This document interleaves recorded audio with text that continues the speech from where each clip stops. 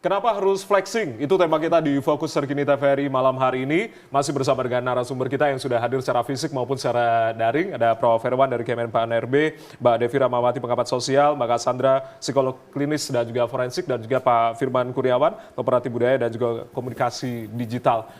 Sebelum saya akan ke Mbak Devi menjawab pertanyaan yang tadi, saya akan tampilkan kembali, kita merefresh kembali sebenarnya nama-nama pejabat publik yang sempat menjadi sorotan, oknum pejabat publik, karena tidak semua pejabat publik yang anggota keluarganya ataupun juga pejabat publiknya yang pamer harta kekayaan tidak wajar, diduga tidak wajar begitu ya. Kita akan tampilkan ini beberapa headline yang sempat menjadi sorotan publik. Buntut kasus flexing pada pejabat di Sub DKI. Nah, salah satunya pegawai BNP di Jakarta Timur yang kemarin juga sudah di BPN, mohon maaf. Dan istri hobi flexing mewah ternyata tabungannya cuma sedikit. Ini juga ramai pejabat flexing, Wagub Kepri, pendapatan sudah diukur masyarakat. Ini termasuk juga Sekda Riau juga yang sempat menjadi sorotan ya. Nah, ini ada beberapa headline juga dari beberapa oknum pejabat negara yang juga anggota keluarganya melakukan flexing di media sosial. Ex-Ketua KPK flexing merupakan pelanggaran kode etik bagi ASN. Ini juga salah satunya juga Brigjen Endra Prianto, Direktur Penyidikan KPK yang juga menjadi sorotan. Nah, itu dia ada beberapa headline terkait dengan pejabat atau oknum pejabat yang melakukan flexing pamer harta di media sosial. Mbak Dev, awal mulanya ini sebetulnya sudah lama atau seperti apa fenomena ini? Pamer itu kan menjadi cara bagi manusia untuk menunjukkan siapa dia. Ya. Itu bagian dari identitas seseorang. Secara sosial, masyarakat itu terbelah menjadi dua kalau berdasarkan peneliti-peneliti sosial, bahwa ada komunitas atau masyarakat yang sangat menghargai kesetaraan. Saya dengan Anda sama, oleh karenanya tidak perlu yang namanya mendemonstrasikan sesuatu untuk menunjukkan saya berbeda. Sedangkan ada masyarakat lain, komunitas lain yang sangat hierarkis. Dan perbedaan itu diterima. Contohnya apa? Masyarakat Timur. Oleh karenanya itu yang menjelaskan kenapa misalnya penjualan barang-barang mewah itu justru sangat tinggi angkanya di Asia, bukan di Barat sebagai produsennya justru. Di Asia justru di ya? Di Asia, itu di Baik. China, Singapura, Hong Kong gitu ya. Nah, sedangkan di Barat karena memang mereka punya prinsip kesetaraan itu menjadi penting, itu buat mereka antara presiden, antara orang yang punya uang dengan tidak itu sama.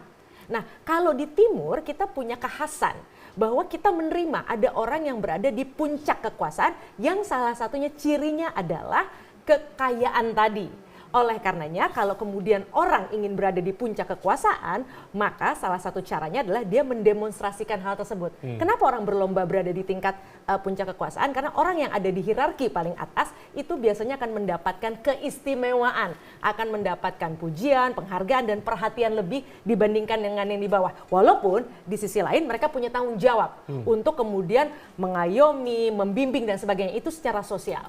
Nah, kalau kemudian sekarang muncul kasus ini gitu ya, yang secara sporadis kemudian dimulai dengan kasus Mario, yang perlu kita pahami, saya sepakat dengan dua Prof tadi bahwa setelah masa reformasi muncul generasi baru yang sudah lebih kritis. Artinya apa? Kita masih menerima adanya perbedaan status sosial, asalkan kemudian asal muasal dari perbedaan tersebut diperoleh melalui jalur yang tepat gitu ya. Karena setelah reformasi gerakan karena trauma dengan rezim yang sebelumnya itu akhirnya kan orang mulai ada yang namanya korupsi. Korupsi itu seperti apa sih dan sebagainya. Muncullah generasi ini yang sekarang berani speak up, berani bicara gitu ya.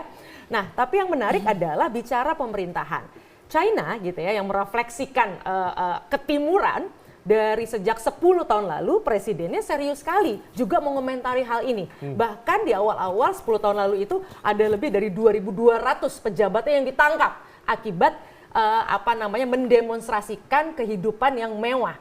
Apa pasalnya? Rupanya adalah sang presiden ingin memastikan bahwa kesenjangan itu tidak terlalu terjadi. Jadi jangan sampai melukai hati masyarakat yang tidak semuanya kemudian merasakan kenyamanan yang sama. Ditambah China punya trauma tanda kutip melihat negara-negara Eropa yang runtuh gara-gara 2008 kasus perbankan mereka atau Yunani yang kolaps dan sebagainya, itu akibat apa? Salah satunya adalah gaya hidup berlebihan, ketamakan, entah itu pejabat maupun pengusaha di sana, yang akhirnya ujungnya apa? Ketamakan itu ternyata diperoleh dari korupsi. Itu yang tidak ingin terjadi. Dan kampanye sampai hari ini masih belum selesai. Artinya karena ini bagian dari kemanusiaan itu sendiri, memang tidak mudah merubah kultur tersebut, kultur untuk pamer bahwa saya harus menunjukkan siapa saya untuk memperoleh penghargaan. Ditambah sekarang ada panggungnya, media sosial. Kalau dulu pamer itu menunggu momen tertentu, mohon maaf, misalnya hari raya, tiba-tiba semua menggunakan sesuatu yang ingin menunjukkan siapa saya. Sekarang 27 jam Anda bisa menggunakan panggung media sosial untuk menunjukkan siapa Anda. Nah, tinggal sekarang berarti kan dengan kasus ini mudah-mudahan orang-orang lebih mawas diri siapa dia. Artinya survei global menunjukkan ketika Anda pengusaha, orang terima kalau Anda menunjukkan kekayaan Anda, misalnya apa yang Anda miliki. Ditambah memang satu lagi, bicara selebritis misalnya, ini selebritis ekonomi memang ekonominya dibangun dari pamer. Sebagai contoh, ada sebuah eksperimen sosial yang dilakukan oleh selebritis di Amerika. Ketika dia mendemonstrasikan seakan-akan padahal hanya Photoshop tuh.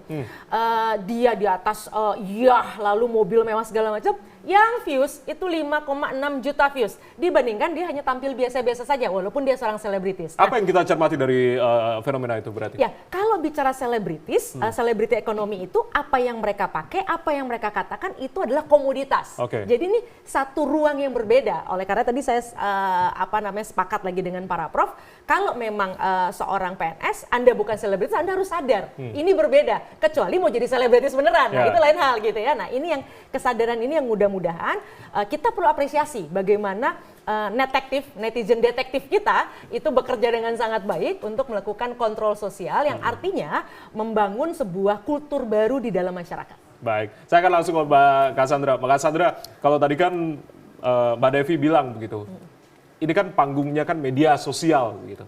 Nah, istri-istri para oknum pejabat ini bak selebritis tadi ya, memamerkan gaya hidup mewah, barang-barang brandednya begitu. Yang Anda tangkap dari kebiasaan para istri pejabat ini seperti apa? Saya kira kembali lagi tadi ke kata-kata kunci awal bahwa pamer itu adalah juga sebagai bagian dari karakter yang memang sudah lama. Bagian dari karakter? Bagian dari karakter. Jadi ada dorongan, ada keinginan untuk melakukan hal tersebut.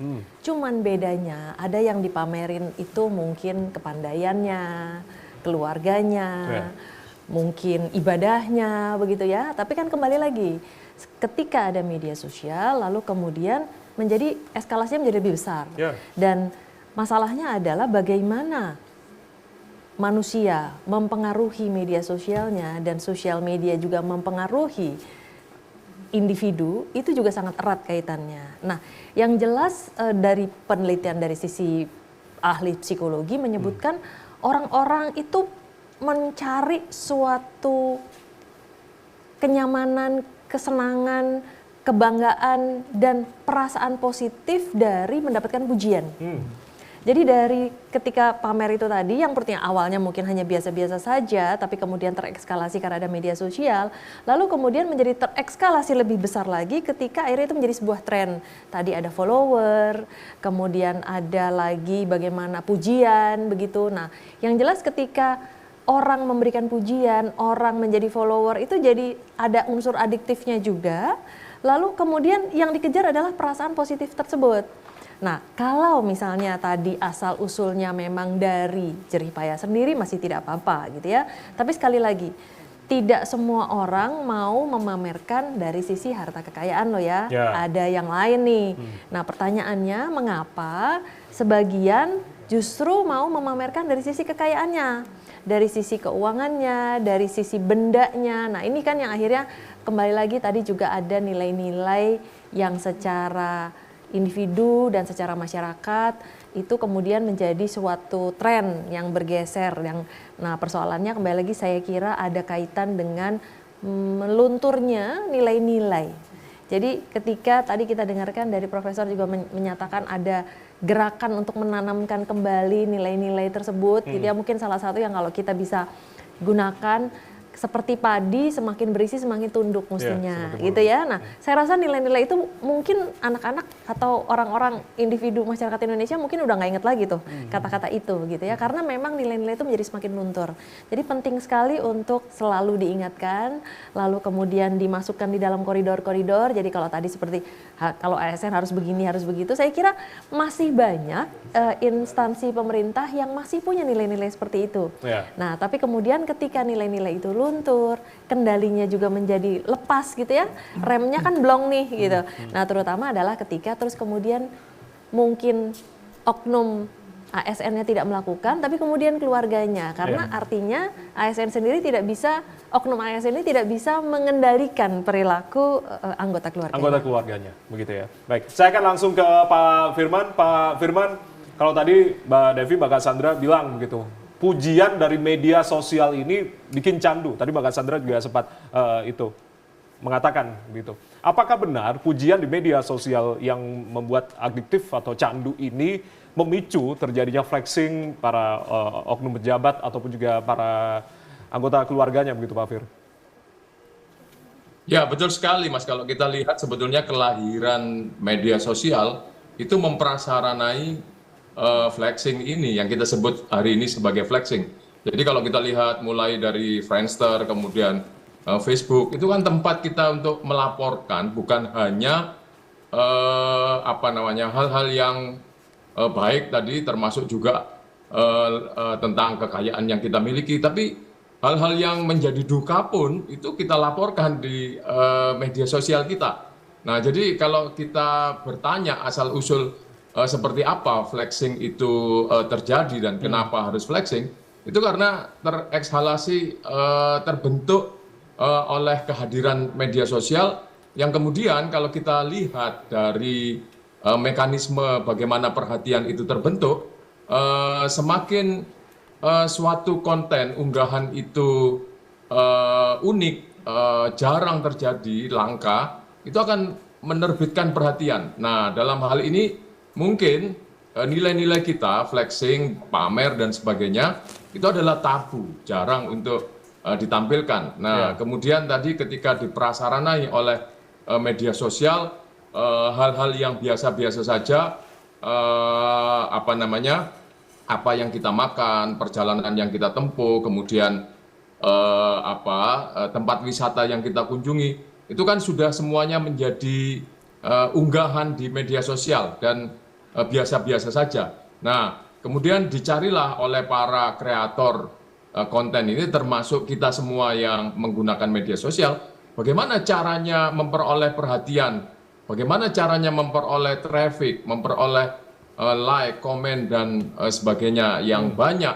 Nah, itu ada dua formula buat unggahan yang bagus sekali atau yang buruk sekali, karena dua-duanya ini jarang. Nah, ketika berhadapan dengan sebuah unggahan yang jarang, maka para konsumen media sosial itu akan merasa, oh ini sayang kalau dilewatkan, sehingga perhatian akan menjadi tertumpu pada unggahan semacam itu. Nah, termasuk dalam urusan flexing tadi, karena dalam nilai awalnya adalah tabu, maka ketika dia ditunjukkan, itu sebetulnya menerobos ketabuan, menerobos kelangkaan, sehingga pada waktu tertentu akan menimbulkan perhatian yang besar. Dan juga sebagaimana seperti Mbak Cassandra dan teman-teman psikolog lain tahu, bahwa hal yang membuat kita bertahan di media sosial itu kan rasa candunya itu. Ada dopamin yang terus-menerus kita panen, kemudian kita selalu mencari unggahan-unggahan yang mampu menarik perhatian orang. Nah, sehingga kalau hari ini kemudian semakin dilazimkan flexing ini menjadi unggahan, yaitu karena secara bertahap sebetulnya tadi, karena menimbulkan rasa kurius dari para penontonnya, ingin melihat seperti apa, kemudian menjadi hal yang lazim. Tapi nanti dalam pandangan saya, nanti konten-konten yang semacam ini akan jenuh dan kemudian hilang perhatian. Nah, hari ini mungkin masih tahap tadi naik dan kemudian perhatian masih cukup tinggi, Ya. lama-lama akan dianggap sebagai hal yang biasa. Seperti itu Mas Jaya. Baik, dan sekarang juga muncul begitu parodi-parodi yang mengatakan bahwasanya ditahan-tahan dulu lah, jangan pamer-pamer, begitu kan banyak juga parodi-parodi sekarang para pejabat publik begitu yang menahan-nahan untuk memberitahu para anggota keluarganya. Nanti kita akan bahas lagi terkait dengan fenomena flexing yang masih menarik perhatian, termasuk juga banyak sebetulnya yang bisa kita kuliti terkait dengan dugaan-dugaan apakah memang ada gratifikasi, tindakan KKN seperti bagian dari korupsi dan juga TPPU yang saat ini menjadi sorotan juga. Kita akan bahas usai jeda, tetaplah bersama kami di Fokus Terkini TVRI.